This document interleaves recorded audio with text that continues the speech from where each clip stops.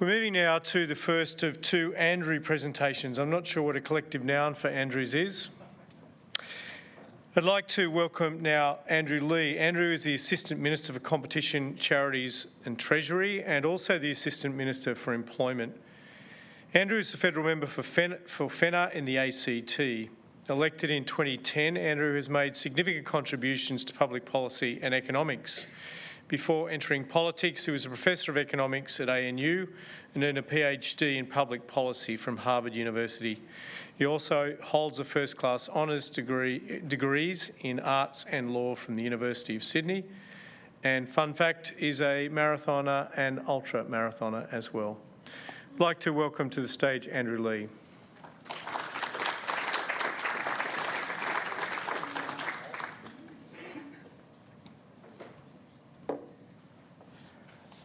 Well, thanks very much. I'm still racking my brains on the collective noun. I think it's either an annoyance of Andrews or an abundance of Andrews. You can make your judgment at the conclusion of our talk. Can I first say what an honour and a pleasure it is to be joining you today on the Gadigal lands of the Eora Nation, and to pay my respect to elders past and present, and to acknowledge in particular the important work that CSSA does in closing the gaps. The Gospel of Matthew teaches us powerfully, "Truly, I tell you, whatever you did for the least of these brothers and sisters of mine, you did for me." And that teaching deeply resonates with Australia's ideals of fairness and community. Yet Australia today faces a significant challenge: inequality. Inequality matters profoundly, not just economically, but morally, socially and spiritually. Inequality shapes opportunities, influences life outcomes, and determines who shares in our national prosperity. In reflecting on inequality today, I'd like to begin with a thought experiment. It's not my own. It was developed by the Dutch economist Jan Pen. Imagine all Australians marching in a one-hour parade, their height reflecting their wealth, and the average height reflecting the average wealth. At the beginning of the parade, you wouldn't see anyone. The poorest Australians, submerged by debt, would be underground.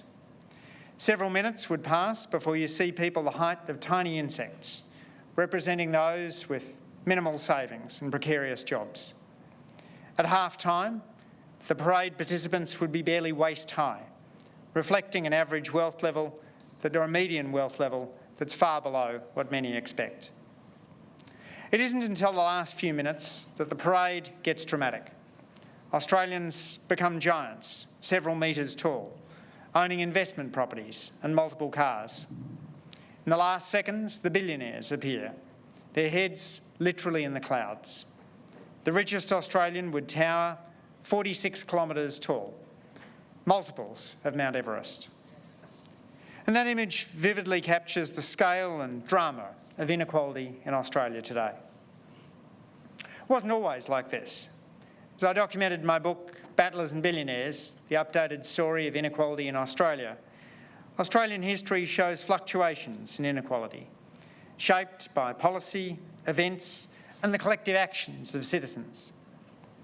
When British settlers first arrived in 1788, inequality was limited, not due to idealism, but survival. Governor Arthur Phillip's invitations to dinner at Government House famously concluded, "Please bring your own bread," reflecting the scarcity of resources and the reality that inequality was limited by necessity. Yet inequality quickly rose in the 19th century, driven by land distribution favouring the wealthy. Under Governor Lachlan Macquarie, who ruled the colony from 1810 to 1821, more than half the land granted went to just the top 10% of settlers. By the late 19th century, disparities between landowners and labourers were immense. Historian Stuart McIntyre has described the colossal extremes between the luxurious life of pastoralists like Richard Casey and the hard labour endured by workers like Jock Nelson, who struggled through bush labour with minimal wages and harsh living conditions.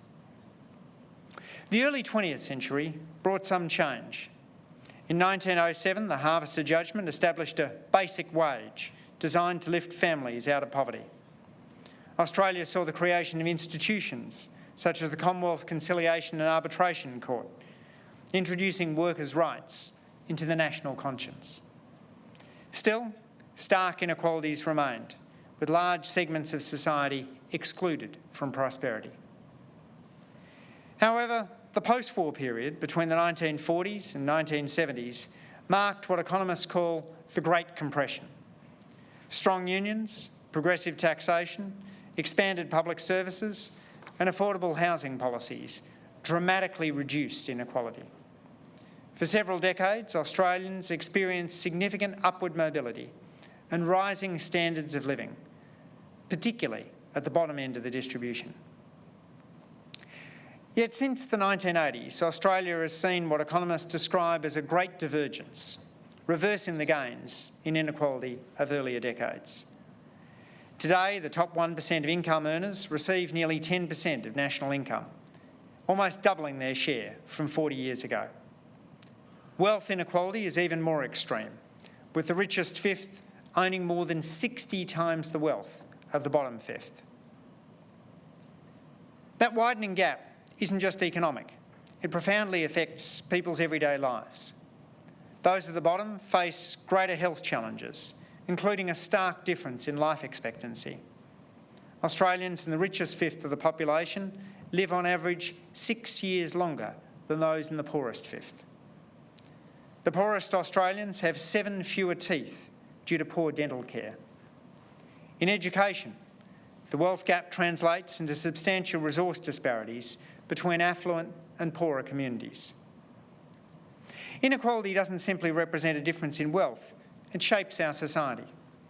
Excessive inequality erodes social cohesion, reducing empathy and undermining community bonds. When wealth is concentrated among a few, society becomes fragmented. Our sense of collective responsibility diminishes, and the fabric that binds us as Australians weakens. Catholic social teaching stresses the inherent dignity of every person, the importance of community, and the imperative to act justly towards one another. From Pope Francis's call for inclusive economies to teachings on the common good, Catholic faith underscores the urgency of addressing rising inequality. For too many Australians, the promise of a fair go, the belief that effort and hard work determine success, not birth or background, has felt increasingly out of reach. Inequality isn't just an abstract economic issue. It affects our communities, our health, our opportunities, and our sense of national cohesion. No government is perfect, but I want to argue today that ours has done more to address inequality than any government in well over a decade. Taking office 3 years ago on the tail of the COVID pandemic, we've acted to ensure that prosperity is shared more fairly across our society. One of the most direct ways to reduce inequality is by lifting wages and ensuring job security. Over the past 3 years, more than 1 million jobs have been created. Unemployment is sat around 4%. We've brought inflation back down, uniquely without a recession or a significant rise in unemployment. We've also delivered consecutive wage increases for 2.6 million Australians. Those pay rises ensured that minimum wage workers were not left behind as the cost of living rose. Further, we've tackled insecure work by introducing stronger protections for casual employees who want to transition to permanent work, establishing minimum standards for gig economy workers, and enforcing same job, same pay protections to prevent labour hire workers being exploited. Those reforms help ensure that Australians can rely on stable incomes, reducing the financial precarity that fuels inequality. Tax policy plays a crucial role in shaping economic fairness. Our government's delivered tax cuts that benefit every Australian taxpayer, allowing people to keep more of what they earn while ensuring that the system remains progressive. That approach contrasts with our predecessors, whose tax policies disproportionately favoured the highest earnings, widening the gap between rich and poor. By maintaining a fair and responsible tax structure, we can fund essential public services while ensuring that the most fortunate Australians contribute their fair share. A strong, targeted welfare system is essential to reducing inequality. We've taken action to support those who need it most. We've increased JobSeeker and other income support payments, ensuring that Australians doing it tough can afford the basics. Recognising the unique challenges faced by older Australians, we've expanded eligibility for higher JobSeeker rates for those over 55, providing more security and dignity in later years. Rent assistance has been increased by over 40%, helping Australians struggling with rising living costs. Single parents have received greater support through extended access to the parenting payment, making it easier for them to balance work and caring responsibilities without falling into poverty. Those targeted measures lift Australians up rather than trapping them in cycles of disadvantage. Housing inequality is one of the most pressing economic issues in Australia today. We've responded with the largest investment in social and affordable housing in more than a decade. Through the Housing Australia Future Fund, we're building over 55,000 new social and affordable homes, directly addressing homelessness and housing stress. Beyond construction, we've strengthened renters' rights, introducing minimum rental standards, limiting rent increases to once a year, and requiring genuine grounds for eviction. By making renting fairer and ensuring more Australians have access to stable, affordable housing, we're creating the foundations for economic security and social mobility. Breaking the cycle of inequality starts with education. It's why we've delivered cheaper childcare for 96% of families with children in early education, an investment that not only reduces financial strain, but also ensures that more children, regardless of their family's income, start life with the education and supports they need. In schools, we've delivered on the promise of the Gonski report by ensuring that all schools are funded to the schooling resource standard. This isn't just about money, it's about delivering the resources required to drive reform. We know that Australia's OECD PISA scores have been slipping backward for the past quarter century. If we don't turn that around, the most vulnerable stand to suffer most. Our government's also committed to over 500,000 fee-free TAFE places, ensuring Australians can gain the skills necessary for secure, well-paying jobs. By making education more accessible, we're expanding opportunities for people from all backgrounds, ensuring that no one is locked out of good jobs because they can't afford the necessary training. We can't talk about overall economic inequality without considering gender inequality. Our government's delivered historic pay rises for aged care and early childhood workers, sectors dominated by women, while expanding paid parental leave to 26 weeks by 2026 and adding superannuation to government-paid parental leave. Those measures help us close the gender wealth gap, ensuring that women aren't financially penalised for caring responsibilities. The gender pay gap is still too high, but it's also at an all-time low. Inequality is exacerbated too when basic essentials become unaffordable.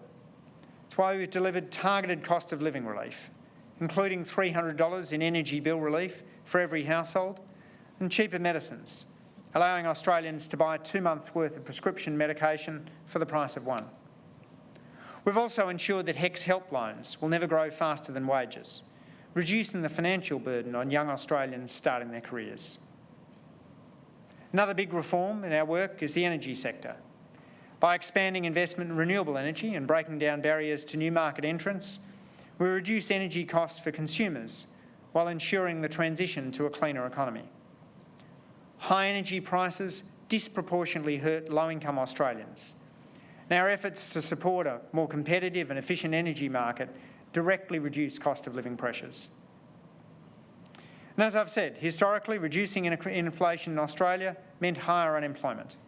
In the 1970s, 1980s and 1990s, bouts of inflation were met by job losses. Often it took a recession to bring prices under control. Yet this time is different. Uniquely in Australian history, we've brought inflation under control while maintaining what economists call full employment. Unemployment remains low, the participation rate's at a record high. It's a remarkable achievement. Health inequalities are one of the most damaging consequences of inequality. Low-income Australians face shorter life expectancies and higher rates of chronic illness. Our government's made the largest investment in bulk billing in Medicare's history, restoring affordable access to GPs for millions of Australians. We've established new urgent care clinics and expanded mental health services, ensuring healthcare is based on need, not on wealth. And a truly fair economy is one where businesses compete on a level playing field, ensuring that consumers and small businesses aren't left behind. Monopolies increase inequality by transferring resources from consumers, the many, to shareholders, the few. Our government's prioritised competition reform to prevent market concentration from deepening inequality. One of our key achievements has been strengthening competition in the grocery sector. By increasing regulatory oversight and cracking down on anti-competitive behaviour by major supermarket chains, we're ensuring fairer prices at the checkout. We know when competition declines, consumers pay more and small businesses struggle.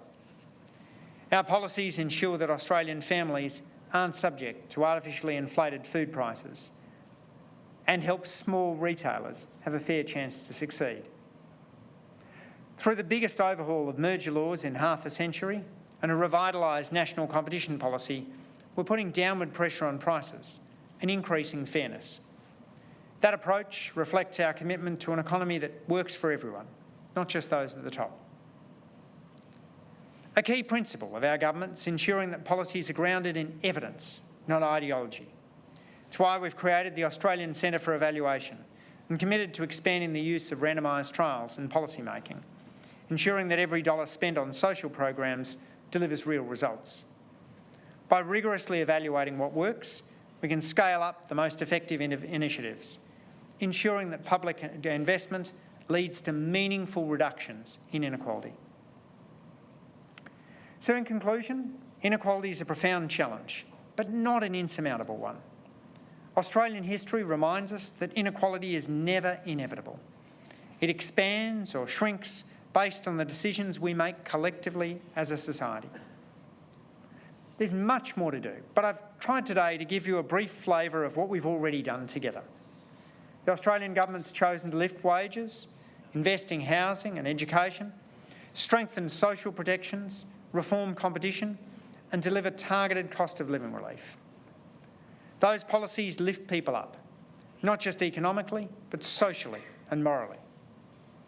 As the Gospel of Matthew reminds us, true compassion is measured by our actions towards the least of these.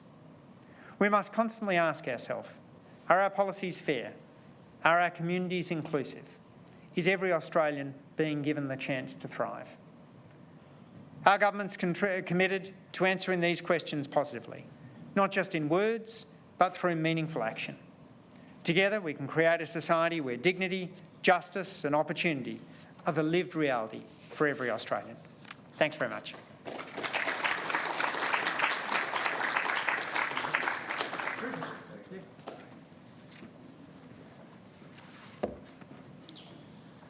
Thanks very much, Andrew. We do, according to our schedule, have a couple of minutes up our sleeve. So Andrew's very happy to take any questions from the floor. Ron's on his way with the mic. To Tina first.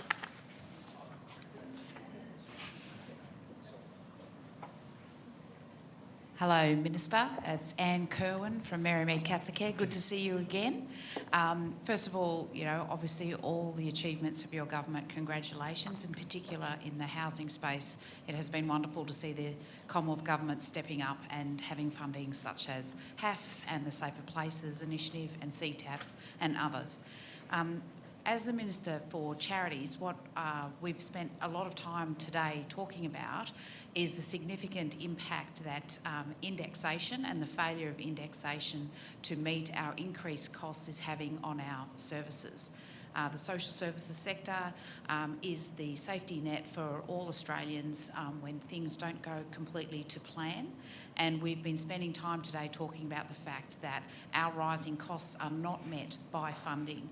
And as my local member, you will know that in terms of the ACT government funding, there is a gap since COVID of 4.8% between what indexation has delivered versus wage costs, and that does not meet or include other costs, operational costs, insurance, rent, compliance, regulation, all of that other costs as well. This is purely salaries. So what that means in terms of the starvation cycle is that our social services sector is actually shrinking, and we have less time to spend with people when the demand has never been so great. So as the Minister for Charities, I'm keen to hear what is your plan to address the serious issue we have with the failure of indexation to continue to meet the rising costs of services for our agencies. Thank you, Anne, and thanks very much. Thanks for the work that you do. It was terrific to join you at the event in Lyneham, and certainly the work you're doing for the most vulnerable there is incredibly important. We focused a lot on indexation in opposition, and the fact that indexation wasn't keeping pace and that contract terms were often too short. Obviously, this is an issue that falls within the remit of the Social Services Minister rather than the Charities Minister, but it's one that I've been keenly aware of in talking to many, many charities. We've put money aside in successive budgets to fund aged care pay increases and early childhood pay increases, recognising the responsibility of the government there. And social services spending has never been higher than it is today, as we've increased that funding. And I know there's ongoing conversations about how we can do better on that front, but I would happily stack our record up against our predecessors. And it matters not only for the clients you serve, but also for the workers in that sector. You know, one of the significant drivers of the reduction in gender pay inequality is very clearly the increases in minimum wages, because 2/3 of those in the minimum wage are women, the increases in aged care wages, which we've strongly pushed for and funded, the increase in early childhood wages, where we've taken the initiative. But there's other funding challenges, and I know that you're having that constructive discussion with Amanda about where we can find more room to do more on those issues. Pat. Hi, thank you for your presentation. Tina Shembry, Catholic Care Sydney. Last year, the Productivity Commission released its report around philanthropic contribution and the target of doubling that by 2030. We haven't seen a lot of plans put in place to work through that 400-page report. I'm keen to get your view on what you think should be prioritised, and should your government get back in, how we will see some of those recommendations come to life.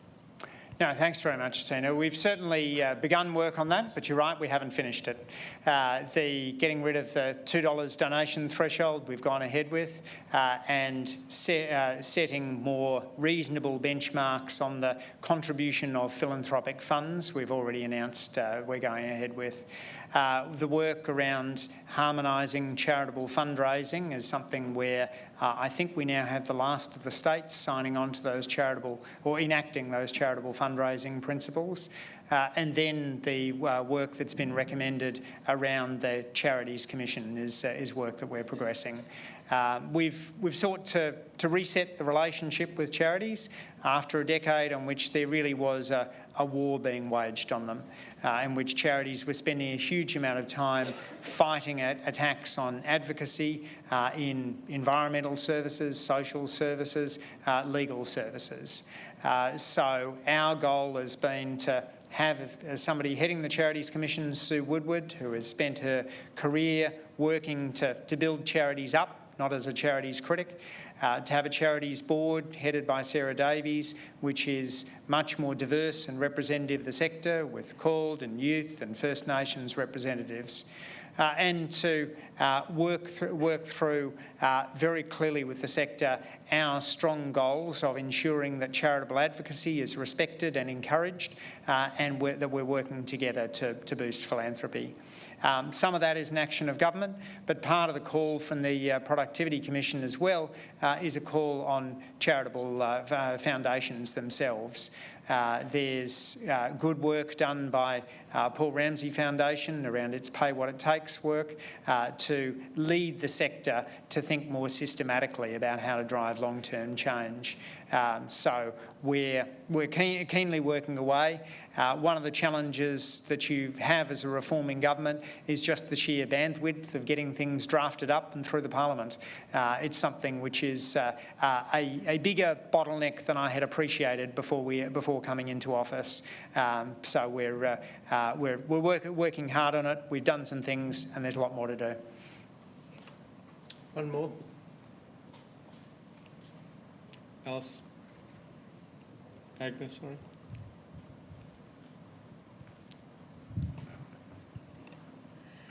Minister Leigh, lovely to see you again, and thank you for joining us. And thank you for your deep understanding of our sector and the people we work with every day. My question is regarding the paper that I know you were personally involved with, which was the not-for-profit blueprint, the 10-year strategy that was launched in November, which has 3 key initiatives and then 18 sub-initiatives. If we focus on the first one, which is the operational and regulatory improvements that are needed in the sector, and it has a number of initiatives. Since November, recognising a lot has happened, and you've a busy time right now, Minister Leigh, but what do you see as the next steps that the social services sector can expect with regard to the key priorities that you and your fellow ministers are driving to execute that 10-year strategy, please, Minister Leigh? Thank you. No, thank you, and thank you very much for your work in feeding into that blueprint. The blueprint is an ambitious piece of work which really does go to a lot of recommendations flowing right across government, including a number of recommendations in the social services space around issues such as indexation that we've canvassed. It's got a strong call to provide greater space for charitable advocacy, which we warmly welcome. We're keen to see implemented. The work that's underway in order to support the sector, I think, is really critical.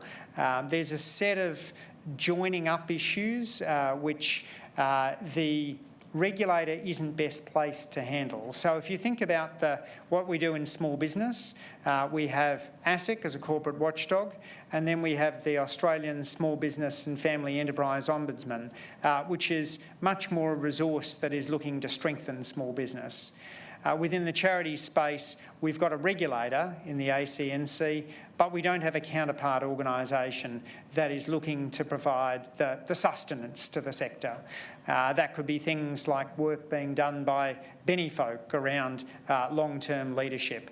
It could be work that's done by Info Exchange around cyber security and IT capacity. It could be some of the work that's being done by Justice Connect around ensuring that legal documents, constitutions and the like are up to scratch. A lot of that sustenance work is at the moment too piecemeal. I think there's really good opportunities to draw that better together, and they're issues that are canvassed in the blueprint and which we're keen to go ahead with if we're re-elected in a matter of weeks.